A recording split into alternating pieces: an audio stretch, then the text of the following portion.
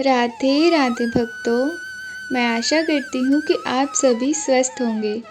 आज की इस कथा में हम भगवान विष्णु के 10 अवतारों का वर्णन करने वाले हैं। तो चलिए हम इस कथा को शुरू करते हैं। जैसा कि हम सब जानते हैं कि भगवान विष्णु ने धरती पर जन कल्याण के लिए 10 अवतार लिए थे। उनमें से सबसे पहला है मत्स्य अवतार।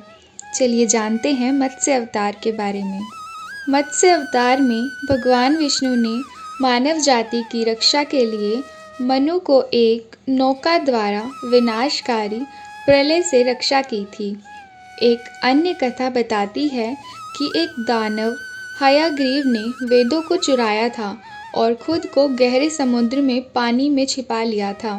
भगवान विष्णु ने मत्स्य अवतार लिया और उसे मारने के लिए हयग्रीवा से भयंकर युद्ध किया और वेदों को भगवान ब्रह्मा को लौटा दिया।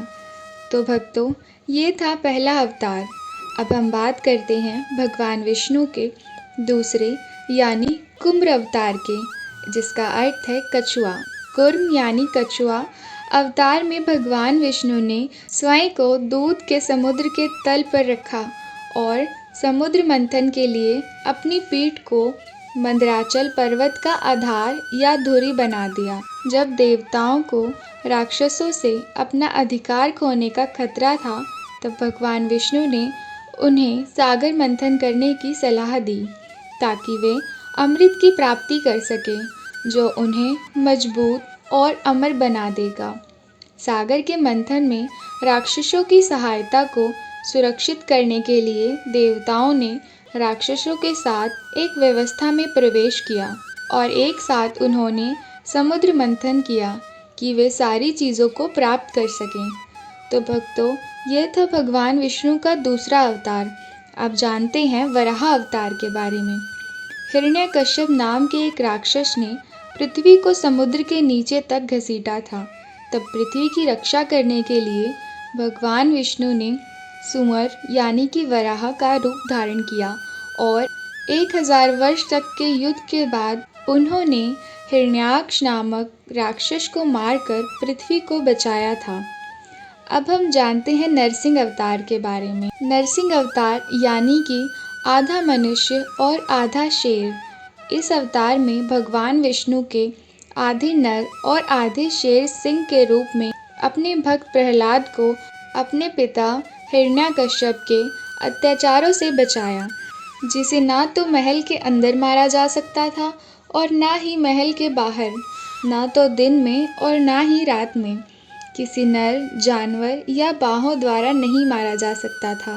भगवान नरसिंह एक खंबे से बाहर आए और हिरण्याकश्यप को अपनी गोद में रखा और दरवाजे के प्रवेश द्वार पर अपने लंबे नाखूनों से उसके पेट को चीर दिया था, जिससे हिरण्याकश्यप की मृत्यु हो गई और उन्होंने अपने भक्त प्रहलाद को बचा लिया। आइए भक्तों, अब हम वामन अवतार की ओर चलते हैं। यह अवतार एक हाथ में पानी के कमंडल और दूसरे में एक छाता धारण करने वाले एक बौने रूप में दर्शाया गया है। इंद्र के साम्राज्य को वापस प्राप्त करने हेतु भगवान ने यह अवतार लिया था। राजा बलि हिरण्याकश्यप के महान पौत्र था, जिसने अपनी तपस्या के बल पर तीनों लोकों में अपना अधिकार स्थापित किया था। उनकी प्रतिष्ठा इंद्र पर भारी पड़ने लगी। इंद्र ने अपना वर्चस्व वापस हासिल करने के लिए भगवान विष्णु से मदद मांगी। भगवान विष्णु ने स्वयं को बौने के रूप में बना लिया और राजा बलि से कहा कि वह उन्हें भूमि का एक टुकड़ा 3 गति प्रदान करें, जिस पर वह ध्यान कर सकते हैं। जब राजा बलि ने उनके अनुरोध को स्वीकार कर लिया, तो भगवान विष्णु ने अपनी अलौकिक शक्तियों का उपयोग करके पहले 2 चरण में पृथ्वी और स्वर्ग पर कब्जा किया। अंत में राजा बलि को अपने राज्य से वंचित कर दिया, लेकिन राजा बलि ने अपनी उदारता दिखाई और कहा कि आप अपना तीसरा पैर मेरे शीश पर रखें। भगवान विष्णु राजा बलि की उदारता देख प्रसन्न हुए और उन्होंने राजा बलि को पाताल लोक का अधिपति बना दिया है। कहा जाता है कि राजा बलि आगामी इंद्र बनने वाले हैं। तो चलिए भक्तों, अब हम भगवान विष्णु के छठे अवतार यानी परशुराम अवतार के बारे में जानते हैं। परशुराम अवतार दाहिने हाथ में एक कुल्हाड़ी के साथ उनके स्वरूप का वर्णन किया जाता है। कहा जाता है कि उन्होंने 21 बार क्षत्रियों को पृथ्वी से शस्त्रहीन कर दिया था। आइए अब हम भगवान राम अवतार के बारे में जानते हैं। विष्णु के 7वें अवतार में भगवान राम को धनुष और बाण के साथ दिखाया गया है। उन्होंने रावण को मृत्यु के घाट उतारकर अपनी पत्नी सीता को बंधन से मुक्त किया था। इस कार्य में उनकी मदद लक्ष्मण, उनके छोटे भाई और हनुमान, जो कि वानर देवता हैं, ने की थी। इस कहानी का वर्णन महान महाकाव्य रामायण में किया गया है। राम का जीवन नैतिक उत्कृष्टता और विवाह की स्थिति का बड़ा उदाहरण है। आइए भक्तों, अब हम भगवान विष्णु के 8वें यानी कृष्ण अवतार के बारे में जानते हैं। भगवान विष्णु ने इस अवतार में अपनी कृष्ण लीला करके कंस जैसे अत्याचारी राक्षस का वध करके लोगों को मुक्ति दिलाई थी और भगवत गीता का ज्ञान भी इसी अवतार में उनके द्वारा दिया गया था, जिससे मानव अपने मार्ग स्वयं चुन सके और कलयुग में इसी ज्ञान का अधिक अनुसरण किया जाता है। बुद्ध अवतार भगवान विष्णु का 9वां अवतार बुद्ध को कमल के रूप में बैठे हुए दिखाया गया है, जो दिखने में शांत और सुंदर हैं और हाथ से वरदान देने और सुरक्षात्मक मोड में हैं। भगवान बुद्ध का कहना था कि सभी कष्ट अनावश्यक इच्छाओं से आते हैं।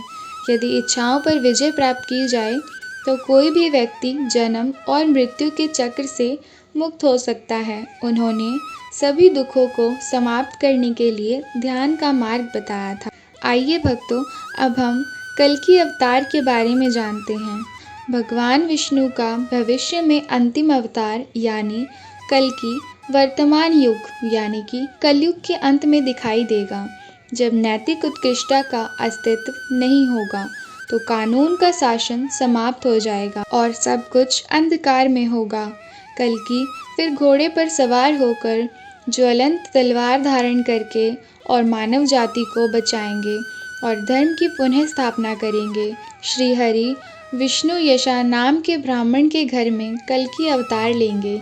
इस प्रकार हम भगवान विष्णु के 10 अवतारों का अध्ययन करके धर्म, अर्थ, काम और मोक्ष की प्राप्ति कर सकते हैं। जय जय श्री राधे, जय श्रीमन नारायण।